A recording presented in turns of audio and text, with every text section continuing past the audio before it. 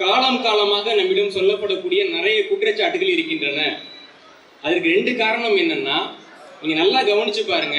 ஒரு கூட்டத்துல ஒரு திருட்டு நடக்கிறப்போ திருடன் திருடன்னு கத்திட்டு எவன் முதல்ல ஓடுறானோ அவன் தான் திருடனா இருப்பான், இல்லையா? அந்த மாதிரி தமிழ்நாட்டில் எவ்வளவு அவலங்கள் நடக்கின்றன. மன்னர்கள் நிலங்களை எல்லாம் திருடி விட்டார்கள், பெண்களுக்கு உரிமையே இல்லை, தமிழ் அழிக்கப்படுகின்றது என்று நம்மிடம் 70 ஆண்டுகளுக்கு மேலாக வடை சுட்டுக் கொண்டிருந்த ஒரு இயக்கத்தின் முன்னோர்கள் தான் உண்மையாகவே தமிழர்களின் நிலத்தை திருடினார்கள். தமிழகத்தில் பெண்களுடைய உரிமைகளை பறித்தார்கள். தமிழ் மொழியை தொடர்ச்சியாக அழித்துக் கொண்டிருக்கிறார்கள். அவர்கள் நம்மிடம் கூறக்கூடிய மிக முக்கியமான பொய் என்பது, தமிழ் மன்னர்கள் தமிழ் மக்களின் நிலங்களை திருடி பிடுங்கி பிராமணர்களுக்கு தானமாக கொடுத்தார்கள் என்பது.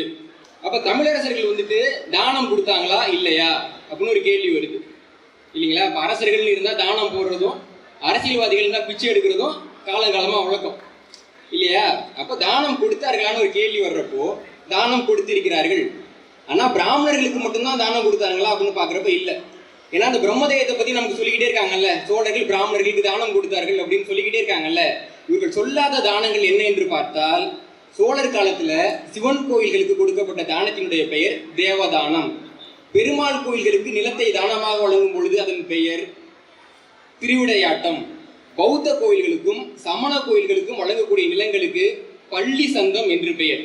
சாஸ்தா கோயில் இருக்கு இல்லைங்களா, ஆசிவ கோயில், அந்த கோவிலுக்கு வழங்கக்கூடிய நிலத்திற்கு ஐயன் போகம் என்று பெயர்.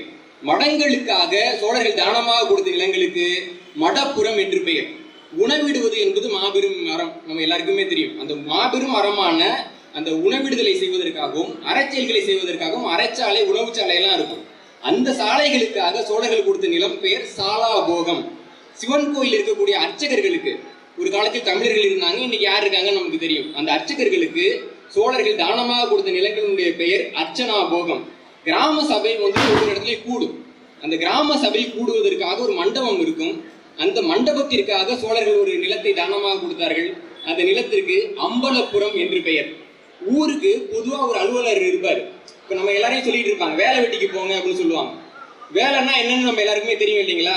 வேலைக்குன்னு போறோம், சம்பளம் கொடுப்பாங்க, வேலை நிறுத்தம்னா உள்ளதுக்கு போடுவாங்க, அதான் வேலை, நம்ம எல்லாருக்குமே தெரியும். வெட்டின்னா என்னங்க? வெட்டின்னா என்ன?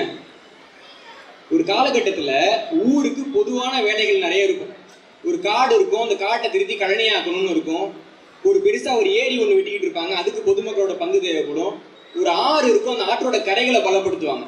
இந்த வேலைக்கெல்லாம் சம்பளம் கொடுத்தா கட்டுப்படி ஆகுமா? சிவபெருமான் பிட்டுக்கு மனுஷன் வந்தாருன்னு படிக்கிறோம் இல்லைங்களா? அப்ப வீட்டுக்கு ஒருத்தவங்களா வாங்க அப்படின்னு கூப்பிடுவாங்க. அப்ப வீட்டுக்கு ஒருத்தவங்களா போயிட்டு சம்பளம்னு ஒண்ணு வாங்காம பொதுவுக்கு ஒரு வேலை பார்க்கறாங்கல்ல, அந்த வேலைக்கு வெட்டி வேலைன்னு பேர். இன்னைக்கு வெட்டி வேலைன்னா என்ன அர்த்தம்? வேலைக்கு ஆகாத வேலையை செய்யறதுக்கு வெட்டி வேலைன்னு அர்த்தம். ஏன் இந்த சொல்ல உருவாக்குனாங்கன்னா, பொதுமக்களுக்காக ஒருத்தன் வேலை செய்யறான்னு அவன் வெட்டி வேலை செய்யறான். அப்ப அவனை அவமானப்படுத்தும் விதமாக எவன் பொதுமக்களுக்கெல்லாம் வேலை பார்க்கறானோ அவனா வெட்டி பய அப்படின்னு சொல்லுவாங்க. வெட்டி பயல்கள் தான் இந்த நிலத்தை நமக்கு உருவாக்கி கொடுத்திருக்கிறார். அப்ப ஊர் பொதுவா ஒருத்தன் வேலை பார்க்கறான் இல்லைங்களா, அவனுக்கு கொடுக்கக்கூடிய ஆளுக்கு நிலம், அந்த வெட்டியா இருக்கக்கூடிய ஆட்களுக்கு கொடுக்கக்கூடிய நிலம் வெட்டி பேற்றூர் என்று சோழர் காலத்தில் அழைக்கப்பட்டது. மருத்துவம் பார்க்கக்கூடிய மருத்துவர்கள்லாம் இருந்தாங்க, சோழர் காலத்திலையும் இருந்தாங்க. சோழர் காலத்திலேயே அறுவை சிகிச்சைகள்லாம் செஞ்சாங்க. மனநல மருத்துவம் பார்க்கக்கூடிய மருத்துவர்கள்லாம் சோழர் காலத்தில் இருந்திருக்காங்க. சோழர் காலத்தில் அரச குமாரிகள் மருத்துவமனைகள் நடத்திருக்காங்க. பராந்தகர் ஆதுர சாலை அப்படின்னு ஒரு ஆதுர சாலையை பற்றின குறிப்பு நமக்கு பொன்னியின் செல்வன் நாவலே காணப்படும். இப்படி இருக்கக்கூடிய மருத்துவம் செய்யக்கூடிய நபர்களுக்கு பெருசா வருமானம் இருக்காது. இன்னைக்கு இருக்கக்கூடிய ஆங்கில மருத்துவர்கள் மாதிரி எல்லாம் அவங்க கிடையாது. ஒருத்தர் நோயாளியா வந்தா ஒரு நோயாளிகளை தான் பார்ப்பாங்க, வாடிக்கையாளர்களை அவங்க பார்க்க மாட்டாங்க இல்லைங்களா? அப்போ நோயாளி வர்றப்போ அவர் குணமடைஞ்சு போயிடுவாரு. மருத்துவருக்கு செலவுக்கு காசு வேணுமே. அப்ப அரசாங்கம் என்ன பண்ணுச்சுன்னா, மருத்துவர்களுக்காக நிலங்களை தானமாக கொடுத்தது. அந்த நிலத்துக்கு வைத்திய போகம் அல்லது மருத்துவ பேரு என்று பெயர்.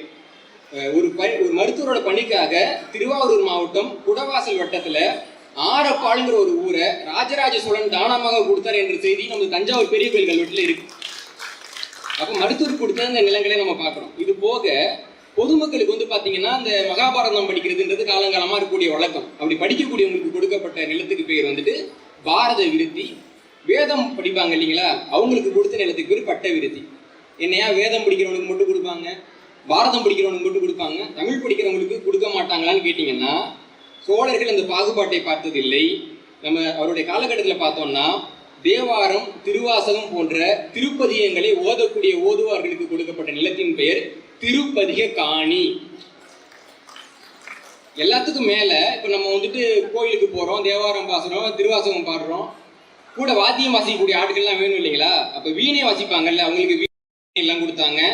மத்தளம் கொட்டக்கூடிய நபர்களுக்கு மெய்மட்டு காணி அப்படின்னு, ஏன்னா அப்ப அவங்களுக்கு வந்து மத்தளம் கொட்டுறவங்களுக்கு மெய்மட்டு அப்படின்னு ஒரு பேர் இருந்தது, அதனால மெய்மட்டு காணின்னு கொடுத்தாங்க. முரளியர் அப்படின்னு ஒருத்தவங்க கூட இசை போடுவாங்க, அவங்களுக்கு முரளிய காணின்னு கொடுத்தாங்க. ஒரு கட்பறை, ஒரு பக்கம் இருக்கக்கூடிய பறை கொட்டக்கூடிய ஓச்சருக்கு ஓச்ச காணி அப்படின்னு கொடுத்தாங்க.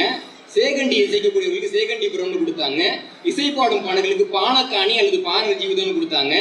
நாட்டியம் ஆடக்கூடியவர்களுக்கு நட்டுவ காணி அப்படின்னு கொடுத்தாங்க.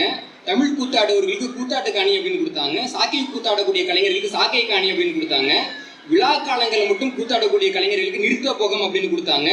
புலவர்களுக்கு புலவர் முட்டுவிட்டு அப்படின்னு கொடுத்தாங்க. கணக்கு எழுதக்கூடிய அலுவல் செய்யக்கூடிய அலுவலருக்கு கணக்க காணி அப்படின்னு கொடுத்தாங்க. திருமணம் செய்ய விரும்பாத தேவரடியார்களுக்கு, ஏன்னா விஜயநகர காலகட்டத்திலாம் பார்த்தீங்கன்னா கோயில் இருக்கக்கூடிய பெண்கள் கட்டாயமா திருமணம் செய்யக்கூடாது, ஆந்திர முறைப்படி அவங்க வந்து கடவுளுக்கு தாலி கட்டிக்கணும்னு கொண்டு வந்தாங்க. ஏன்னா ஆந்திராவில் கட்டக்கூடிய தாலிக்கு தான் பொட்டு தாலின்னு பெயர்.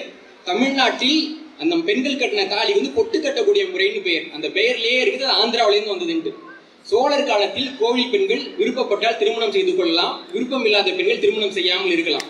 விருப்பம் இல்லை, நான் திருமணம் செய்யாமல் இருக்கிறாங்க இல்லைங்களா, அவங்க பார்த்தீங்கன்னா அவங்களுக்கு பதியிலாறு காணின்னு கொடுத்தாங்க. அனைத்து தேவரடியாருக்கும் இல்லை, பதியிலார், அவங்களுக்கு கணவர் இல்லை, அவங்களுக்கு நிலம் வேணும் அப்படின்னு பதியிலாறு காணி அப்படின்னு கொடுத்தாங்க. இது போக கோயில்களை கூட்டி மொழுகுவாங்கல்ல, அவங்களுக்கு கொடுக்கப்பட்ட நிலத்துக்கு பேர் மெழுகுபுரம். கோயில் உயிர்நீத்த வீரர்கள் இருப்பாங்க, அவங்களுக்கு கொடுக்கப்பட்ட நிலம் பேர் உதிரப்பட்டி. அரசியல்கள் செய்யக்கூடிய மக்கள் இருப்பாங்க, அவங்களுக்கு கொடுக்கப்பட்ட நிலம் பேர் அறப்புறம். ஏரி போன்ற நீர்நிலைகளை வந்து தூர்வாரக்கூடிய வேலை செய்யக்கூடிய மக்களுக்காக கொடுக்கப்பட்டது ஏரிப்பட்டி. அரசு உயரதிகாரிகள் கொடுக்கப்பட்ட நிலத்துக்கு பேர் ஏகபோகம், அந்த ஜீவிடம். இவ்வளவு பேருக்கு நாங்கள் எங்கள் நிலத்தை நாங்கள் அள்ளி அள்ளி கொடுத்தோம், ஆனால் ஒரு அயோக்கிய கூட்டம் பிராமணர்களுக்கு மட்டும்தான் நிலதானம் கொடுத்தாங்கன்னு சொல்லிட்டு இருக்கேன். அப்ப நம்ம ஒரு கேள்வி கேட்கலாம், என்னங்க இவங்க பிராமணர்களுக்கு எதுக்கு தானம் கொடுக்கணும்? யார் தானம் கேட்கிறாங்களோ அவங்களுக்கு தான் நம்ம கொடுக்க முடியும். தானத்தை யார் கேட்பாங்கன்னு பாத்தீங்கன்னா துறவியர்கள் தானம் கேட்பார்கள், அவர்களுக்கு குடும்பம் கிடையாது. அடுத்து எந்த உடல் உழைப்பும் செய்ய தகுதி இல்லாதவர்கள் தானம் கேட்பார்கள். அப்படி தானம் கேட்கக்கூடியவர்களுக்கு தானம் பண்ணக்கூடிய மரபுன்றதை சோழர்கள் ஆரம்பிக்கல. வட இந்தியாவிலே மிக பழமையான கல்வெட்டு அசோகர் கல்வெட்டு. ஒரு கும்பல் வந்துட்டு அசோகர் தான் இந்தியாவிலே சிறந்த அரசர், புத்தம் தான் சிறந்த மதம்னு சொல்லிட்டு சுத்திக்கிட்டு இருப்பாங்க. அவங்க எல்லாம் அசோகர் எழுதின கல்வெட்டை படிச்சு பார்த்தாங்களா, இல்ல அசோகர் கல்வெட்டு வச்சிருக்காருன்னு தெரியுமான்னு தெரியாது. அவர்கள் கல்வெட்டில் அசோகர் குறிப்பிடுகிறார், நானும் எனது அரசு அதிகாரிகளும் யாருக்கு தானம் பண்ணணும்னா சிரமணர் என்கின்ற புத்த துறவிகளுக்கு தானம் செய்யுங்கள், அடுத்ததாக பிராமணர்களுக்கு தானம் செய்யுங்கள் என்று உங்களுடைய பேரரசர் அசோகரே எழுதியிருக்கிறார். அப்ப திட்டணும்னா துப்பு இருந்தா, மானம் இருந்தா, அறிவு இருந்தா அசோகர்ல இருந்து திட்டு. அவ முடியல அப்படின்னா அமைதியா இரு. ஏன் தானம் கொடுத்தாங்கன்னா பிச்சை எடுக்கக்கூடியவர்களுக்கு, தானம் கேட்கக்கூடியவர்களுக்கு தானம் கொடுக்கப்படும். அது அசோகராக இருந்தாலும் கொடுப்பார், ராஜராஜ சோழனாக இருந்தாலும் கொடுப்பார். ஏன் திப்பு சுல்தான் ஒரு இஸ்லாமிய அரசர், இன்னைக்கு எல்லாம் சொல்லிக்கிட்டு இருக்காங்க திப்பு சுல்தான் வந்து இஸ்லாமிய வெறியர் ஒரு பிரச்சாரம் முன்னெடுக்கப்படுகிறது. சங்கராச்சாரியருடைய மடத்தை மராட்டி வீரர்கள் வந்து இடிக்கிறப்போ சங்கராச்சாரியார் யாருக்கு கடிதம் போட்டாங்கன்னா திப்பு சுல்தானுக்கு கடிதம் போடுறாரு. போட்டு இந்த மாதிரி மடத்தை உடைச்சிட்டாங்க, எங்களுக்கு வந்து ஆண்டுக்கு இவ்வளவு பக்கோடா தேவைப்படுது, மடம் உடஞ்சி கிடக்குன்றப்போ இப்படி ஒரு உதவி கேட்டுட்டாரே அப்படிங்கிறதுனால திப்பு சுல்தான் சங்கராச்சாரியரோட மடத்தை வந்து சரி பண்ணி அவருக்கு ஆண்டுக்கு இவ்வளவு பொற்காசுகள் என்று தானம் கொடுத்தாரு. அப்ப திப்பு சுல்தானா நீ என்னன்னு சொல்லுவ? இந்து மத வெறியரா என்னன்னு சொல்லுவ? அப்போ வரலாற்றினுடைய போக்கு தெரியாமல் சோழர்களை மட்டும் குறை சொல்லணும், மற்றவங்க எல்லாம் என்ன வரலாற்றுல பண்ணாங்கன்னு தெரியாது, காலம் காலமாக வரலாறு எப்படி நடக்கிறது என்பது தெரியாது, முந்தைய அத்தியாயம் தெரியாது, பிந்தைய அத்தியாயம் தெரியாது. இவங்களுக்கு வரலாற்றை பத்தி எந்த ஒரு ஆசையோ ஆர்வமோ கிடையாது. பிராமணர்கள் மேல இவங்களுக்கு வந்துட்டு எந்த ஒரு துவேஷமும் கிடையாது. இவங்களுக்கு நோக்கம் எல்லாம் சோழர்களை திட்டுறதுக்கு என்னென்ன வாய்ப்பு இருக்கு இல்லைங்களா? ஏன்னா சோழர்கள் மட்டும்தான் தமிழர்களை ஆட்சி செய்தவர்கள். தமிழன் தான் வந்து தன்னுடைய அரசர்களை திட்டினா கூட கேட்டுட்டு போகக்கூடிய ஒரே மானமற்ற இனம் இந்தியாவில் இல்லைங்களா? அந்த சொல்லுவாங்கல்ல, ஊருக்கு இலட்சமா பிள்ளையார் கோயில் ஆண்டி அப்படின்ட்டு, அந்த மாதிரி திராவிடத்துக்கு இலட்சமா தமிழன். அதனால எந்த வெக்கமானமுமே இல்லாம சோழர்கள் தான் அப்படிலாம் பண்ணாங்க அப்படின்னு சொல்லிட்டு இருக்காங்க. இப்ப நம்ம வரலாற்றில் எடுத்து பார்க்கிறப்போ தமிழகத்துல முதலாக பிராமணர்களுக்கு பிரம்மதேயம் கொடுக்கப்பட்டதுங்கிறது களப்பிரர் ஆட்சி காலகட்டத்தில். களப்பிரனுடைய ஒரே கல்வெட்டான பூலாங்குறிச்சி கல்வெட்டுல தான் முதலாக பிரம்மதேயம்ங்கிற சொல்லே காணப்படுது. முதலாக பிராமணர்களுக்கு தானம் கொடுத்தவர்கள் களப்பிர அரசர்கள், இரண்டாவதாக தானம் கொடுத்தவர்கள் பல்லவர்கள், மூன்றாவதாக தானம் கொடுத்தவர்கள் சோழர்கள், நாலாவதாக தானம் கொடுத்தவர்கள் விஜயநகரை சேர்ந்தவர்கள். இந்த 4 தானம் ஒரே தானமான்னு பார்த்தீங்கன்னா கிடையாது. களப்பிரரோட கல்வெட்டில் என்ன சொல்றாங்கன்னா, பிரம்மதேயத்தை தானமாக வாங்கிய ஒரு பிராமணர் அந்த பிரம்மதேயத்தை அவர் விருப்பப்பட்டா விற்கலாம். இப்போ நீங்க வந்து ஒருத்தவருக்கு துணி இல்லைன்னு சொல்லி ஒரு துணியை தானம் போடுறீங்க, அவர் அந்த துணியை போயிட்டு நேராக மகாராஜாசில் வித்துட்டு காசு வாங்கிட்டு திருப்பி துணியில நிற்கலாம் இல்லைங்களா? இது வந்து களப்பிரர் கால தானம். பல்லவர் காலத்துல என்ன சொல்றாங்கன்னா, நீ தானமா நிலத்தை வாங்கிக்க, ஆனா நீ இதை விற்க முடியாது, இந்த நிலம் உனக்கு சொந்தம் தான், விற்கக்கூடிய உரிமை உனக்கு கிடையாதுன்னு சொல்றாங்க. அது பல்லவர் காலம். ஒரு நிலத்தை நீ உரிமையா வாங்குறல்ல, அந்த நிலத்துக்கு உனக்கு வரி விலக்குன்னு கொடுத்துருக்கோம்ல, அது ஒரு 8 வருஷத்துக்கு தான் கொடுப்போம். 9வது வருஷம் வந்தா நீ பாதி வரியை கட்டணும், 10வது வருஷத்துல இருந்து முழு வரியை கட்டணும். இது போக நீ தானமா வச்சிருக்கக்கூடிய நிலம் வேற ஏதாவது பொதுப்பணிக்கு பயன்படும்னா அந்த நிலத்தை நாங்க திருப்பி எடுத்துப்போம், அந்த நிலம் முழுமையா உனக்கு சொந்தம் கிடையாது, இதுக்கு கடையோலை முறைன்னு சொல்லி தானமாக கொடுக்கப்பட்ட நிலத்துக்கு கூட 8 வருஷத்துக்கு மேல வரின்னு சொன்னாங்க பார்த்தீங்களா? அதுதாங்க சோழர் கால தானம். சோழர்கள் பிரம்மதேயம் என்ற முறையை உருவாக்கவில்லை, பிரம்மதேயம் என்ற முறையை ஊக்குவிக்கவில்லை. அதற்கு மாறாக பிரம்மதேயம் என்ற முறைக்கு என்ன அதிகாரம் இருந்ததோ அந்த அதிகாரத்தை குறைத்து காட்டியவர்கள் சோழர்கள். அப்ப சோழர்கள் வந்து பிரம்மதேயத்தினுடைய அதிகாரத்தை குறைச்சிட்டாங்க, நிலையா உனக்கு நிலம் இல்லைன்னு சொல்லிட்டாங்க. அப்ப நிலம் எப்பொழுது நிலையாக மாறியது என்று பார்க்க போனால், இதே தஞ்சாவூர்ல மகாமண்டலேஸ்வரன் திருமலை ராயன் ஒரு அரசர் சொல்ல முடியாது, விஜயநகரத்தினுடைய ஒரு ஆட்சி பிரதிநிதி. அவர் காலகட்டத்தில் அவர் ஆட்சிக்கு வரப்ப என்ன பண்றாருன்னா, சோழர்கள் கொடுத்த கரையோலை நிலங்களை எல்லாம் வாங்கி அதை முழு பிரம்மதேயமாக மீண்டும் களப்பிரர் காலத்தில் இந்த மாதிரி மாத்து கொடுத்தாரு கல்வெட்டு நமக்கு தஞ்சாவூர்லயே இருக்கு. அப்போ பிராமணர்களுக்கு உண்மையாகவே நிலத்தை முழு உரிமையோடு தானமாக கொடுத்தவர்கள் உன் அப்பனும் பாட்டனும் முப்பாட்டனும் தான், நாங்க கொடுக்கல இல்லைங்களா? அப்ப இதுக்காக யாராவது வெக்கப்படணும் அவமானப்படணும்னா நீ வெக்கப்படு, நீ அவமானப்படு. வரலாற்றுல வந்து நீ காரியத்து போனா நான் மல்லாக்கப்படுத்து துப்பிக்க, தமிழ் நிலத்தை துப்புவதற்கு உனக்கு அதிகாரமும் கிடையாது, உனக்கு எந்த ஒரு தகுதியும் கிடையாது. அப்ப இதெல்லாம் மறைச்சிட்டு இவங்க என்ன சொல்றாங்க அப்படின்னா, இல்லைங்க நாங்க செப்பேடுகள் எடுத்து பார்த்தோம், செப்பேட்ல என்ன சொல்லியிருக்குன்னா சோழர்கள் வந்து எங்களுக்கு இந்த தானத்தெல்லாம் கொடுத்தாங்கன்னு சொல்லியிருக்கு அப்படின்னு தொடர்ச்சியா சொல்றாங்க. நல்லா கவனிச்சு பாருங்க, தமிழ்நாட்டில் ஒரு 25,000 கல்வெட்டுக்கிட்ட நமக்கு கிடைக்குது. கல்வெட்டுகள் பெரும்பாலும் தமிழ் மொழியில தான் இருக்குது.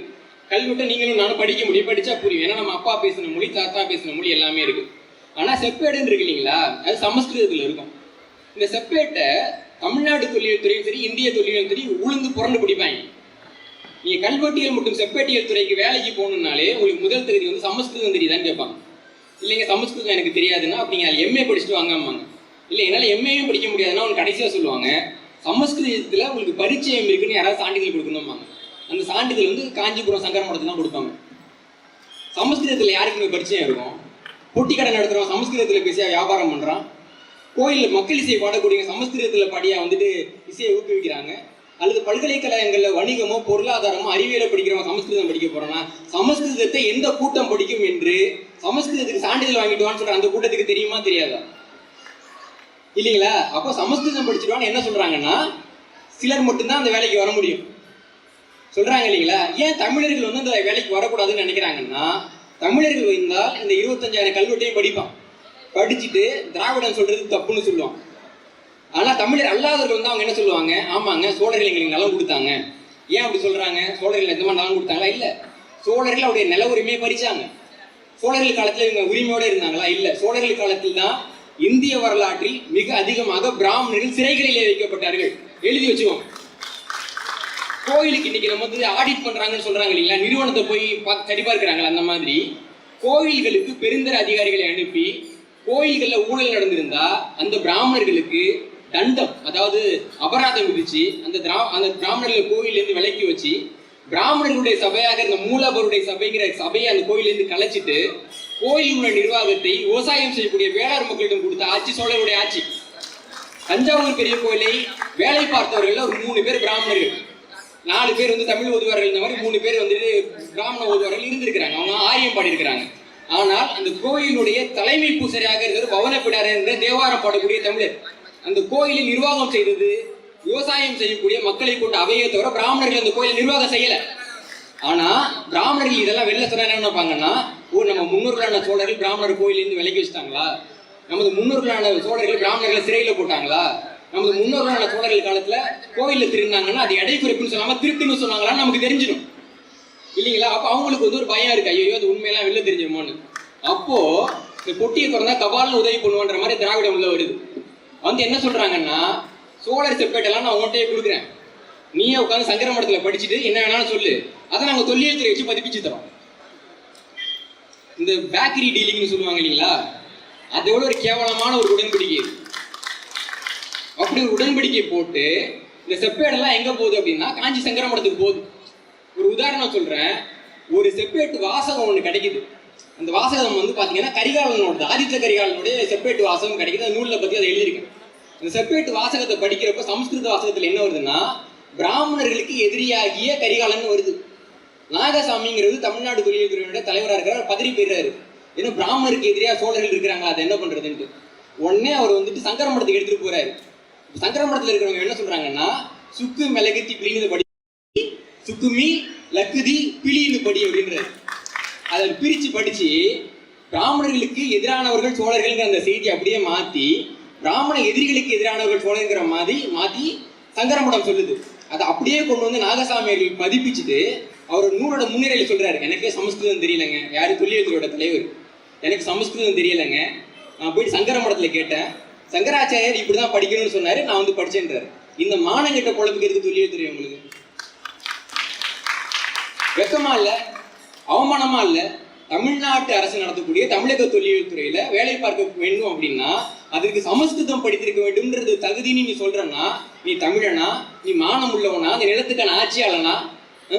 அப்படி ஒரு மோசமான நிலைமையில தான் நம்ம இன்னைக்கு வந்துகிட்டு இருக்கோம். இது எல்லாத்துக்கும் மேல பிரம்மதேயம்னு சொல்றாங்க இல்லைங்களா, முதலாக பிரம்மதேயத்தை பத்தின குறிப்பு நமக்கு வரலாறு எங்க கிடைக்குது, யாருக்காவது தெரியுமா? பிரம்மதேயம் பத்தின முதல் குறிப்பு வந்துட்டு கிபி 3வது நூற்றாண்டை சேர்ந்த பிரகத்பலா வம்சத்தை சேர்ந்த ஒரு ஆவணத்துல தான் கிடைக்குது.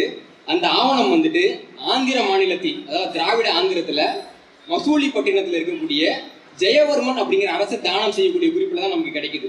இந்த செய்தி வந்துட்டு department of modern Indian history துறை வெளியிட்ட ஜர்னல் ஆஃப் இந்தியன் ஹிஸ்டரிங்கிற நூல்ல தான் இருக்கு. அப்ப இதுல இருந்து நமக்கு தெரியக்கூடிய ஒரு செய்தி என்னன்னா, பிரம்மதேயம் என்ற முறை முதலாக வட இந்தியாவில் இருக்குது.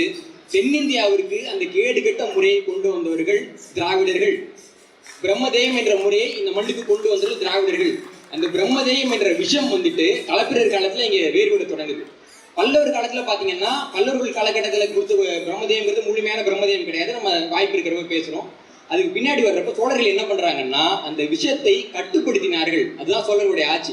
இவங்க திருப்பி செல்லக்கூடிய ஒரு பொய் என்னன்னா, சோழர் காலத்துல கிடைக்கக்கூடிய செப்பேட்டை வச்சுட்டு இந்த தானம் சோழர்களால செய்யப்பட்டதுன்றாங்கல்ல. செப்பேட்டில் நம்ம கவனிக்க வேண்டிய ஒரு செய்தி என்னன்னா, நான் வந்துட்டு ஒரு பிராமணருக்கு தானம் கொடுக்க போறேன். இப்ப என் பேர் என்னன்னா தானம் கொடுக்கறது கிடையாது, என் பேர் விண்ணப்தி. ஏன்னா நான் வந்துட்டு ஒரு விவசாயிக்கு தானம் கொடுக்குறேன்னா என்ன பண்ணா, விவசாயம் பண்ணுவான். ஒரு பிராமணருக்கு நான் தானம் பண்றேன், அவருக்கு விவசாயம் பண்ண தெரியுமா? பிராமணர்களுக்கு விவசாயம் சூத்திரரோட தொழில். அப்ப அவங்க விவசாயம் பண்ணவும் மாட்டாங்க, பண்ணவும் தெரியாது. அப்ப அவங்க என்ன பண்றாங்கன்னா, நிலம் நான் தானமா கொடுக்குறப்போ நீங்க நிலதானம் மட்டும் கொடுத்தா பத்தாது, எங்களுக்கு சில ஆண்டுக்கு வந்து வரி கட்ட முடியாது, வரி விலக்கு வாங்கி கொடுங்கன்னு கேட்பாங்க. அப்ப தானம் பண்ணக்கூடிய நீங்க அரசர்கிட்ட போய் விண்ணப்பம் போடுவீங்க, அந்த மாதிரி இந்த பிராமணருக்கு நான் வந்து தானம் கொடுக்குறேன், அவருக்கு விவசாயம் பண்ண தெரியாது, அதனால அவருக்கு வரி விலக்கு கொடுங்கன்ட்டு. அப்ப அந்த அரசர் வந்துட்டு சரி இத்தனை ஆண்டுக்கு வரி விலக்கு அல்லது நிரந்தரமாக வரி விலக்குன்னு அறிவிப்பார். அப்போ இந்த நிலதானத்துல 2 வகை இருக்கு. ஒன்னு பரஹஸ்தம், இன்னொன்னு சுயஹஸ்தம். சுயஹஸ்தம்னா அரசர் தானாக தானம் கொடுக்குறது. பரஹஸ்தம்னா எவனோ ஒருத்தன் தானம் கொடுக்குறான், அவங்க கிட்டக்க எப்பா இந்த வரிக்கான காசை நீயே கொடுத்துரு, அந்த பிராமணருக்கு நான் கொடுத்துறேன்னு சொல்லிட்டு கொடுக்கறது வந்துட்டு பரஹஸ்தம்னு பேரு. சோழர்கள் கொடுத்த தானம்ங்கிறது பரஹஸ்தமா அல்லது சுயஹஸ்தமானு தெரிஞ்சுக்கணும்னா, சோழர்கள் தானாக தானம் கொடுத்தார்களா அல்லது விண்ணப்பித்து தானம் கொடுத்தார்களான்னு நீங்க செப்பேட்ல பார்த்தாலே தெரிஞ்சிடும். இந்த சுருக்கமா உங்களுக்கு சொல்றேன். சோழர் காலத்தில் கிடைக்கக்கூடிய 1வது செப்பேடு வந்துட்டு பராந்தக சோழனுடைய உதயந்திரம் செப்பேடு. அதுல இருக்கக்கூடிய தானத்தை விண்ணப்பித்த அரசர் வந்துட்டு கங்கம் மன்னர் 2ஆம் பிருத்திவி. இந்த தானத்தை வந்து சோழர்கள் கொடுக்கல. 2வது செப்பேடு வந்து வேளஞ்சேரி செப்பேடு. இதுல இருக்க தானத்தை விண்ணப்பிச்சவரு பிரம்மவன் விருத்தாதிராசன் அப்படிங்கிறவரு. இந்த தானம் சோழர்கள் அவங்க கையால கொடுக்கல. 3வது செப்பேடான அன்பில் செப்பேடு இருக்கக்கூடிய தானத்தை விண்ணப்பிச்சவரு, அந்த தானத்தை பெற்றவரான அதே அனிருத்தர் தான். ஏன்னா அவர் பிராமணர், அவருக்கு விவசாயம் பண்ண தெரியாது. ஏன் நிலத்தை நான் அரசாங்கத்துக்கு விண்ணப்பிக்கிறேன், எனக்கு நீங்க வந்துட்டு ஒரு வடு தள்ளுபடி கொடுக்குன்னு கேட்கிறாரு. 4வது மற்றும் 5வது செப்பேடுகள் திருச்செங்கோடு செப்பேடுகள். அந்த செப்பேடுகள் வந்து நிலதானம் பத்தின செப்பேடுகள் கிடையாது, அதுல நிலதானம் இல்லை. 6வது செப்பேடு வந்து சென்னை அருங்காட்சியக செப்பேடு. அதுல இருக்கக்கூடிய தானத்தை விண்ணப்பிச்சவர் சிக்கருடைய நக்கன் கணிச்சனான சோழ மூவேந்த வேளாண்கிற அரசு அதிகாரி. 7வது செப்பேடு பெயர் வந்துட்டு பெரிய லேடன் செப்பேடு. இது பௌத்த மதத்தை சேர்ந்தவங்களுக்கான நிலதானம். ராஜராஜன் கொடுத்த ஆனைமங்கலம் செப்பேடுன்னு சொல்லுவாங்க. 8வது செப்பேடான திருவாலங்காடு செப்பேடில் இருக்கிற 2 தானங்கள்ல முதல் தானம் வந்து மகாதேவ பிடாராங்கிறதால விண்ணப்பிக்கப்பட்டது. 2வது தானத்துல விண்ணப்பிச்ச ஒரு பேரே இல்லை. எவ்வளவு நன்றி நினைச்சு பாருங்க. எவன் நிலத்தை கொடுத்தானோ அவன் பேர் தானத்துல இல்லை. 9வது செப்பேடு கரந்தை செப்பேடு. இதில் இருக்கக்கூடிய தானம் வந்துட்டு ராஜேந்திர சோழன் அமைச்சரான ஜனநாதன் அப்படிங்கிறத விண்ணப்பிக்கப்பட்டது. 10வது 12வது 14வது 15வது 16வது செப்பேடுகள் வந்து திருக்கலர் செப்பேடுகள் அப்படின்னு சொல்லுவாங்க. இது வந்து சிவன் கோயிலுக்கு கொடுக்கப்பட்ட தானம், பிராமணர் கொடுக்கப்பட்ட தானம் இல்லை. 13வது செப்பேடு இருக்கு, அதை நம்ம கணக்கில் விட்டு போச்சு. அந்த செப்பேடு பார்த்தீங்கன்னா எசால செப்பேடு. அது வந்துட்டு ராஜேந்திரன் குருவான சர்வசிவாச்சாரியால் விண்ணப்பிக்கப்பட்டது. இன்னொரு அந்த 11வது செப்பேடு. 13வது செப்பேடு வந்து பார்த்தீங்கன்னா சாரலா செப்பேடு. அந்த செப்பேடு ஆந்திராவில் இருக்கு. அப்போ செப்பேடுகள் சொல்லக்கூடிய தகவலின்படி சோழர்கள் பிராமணர்களுக்கு நிலதானம் கொடுக்கல. அடுத்தவர்கள் நிலதானம் கொடுக்க வரும்போது கூட பிராமணர்களுக்கு இந்த நிலதானத்தில் 8 ஆண்டுகளுக்கு தான் வந்து நாங்கள் வரி விலக்கு கொடுப்பேன், அதுக்கு பிறகு மரியாதையாக அவங்களை வரி கட்ட சொல்லு அப்படின்னு சொன்னவர்கள் தான் சோழர்கள். இந்த தகவலை நாம் ஒவ்வொரு இடத்துலையும் பரப்ப வேண்டும்.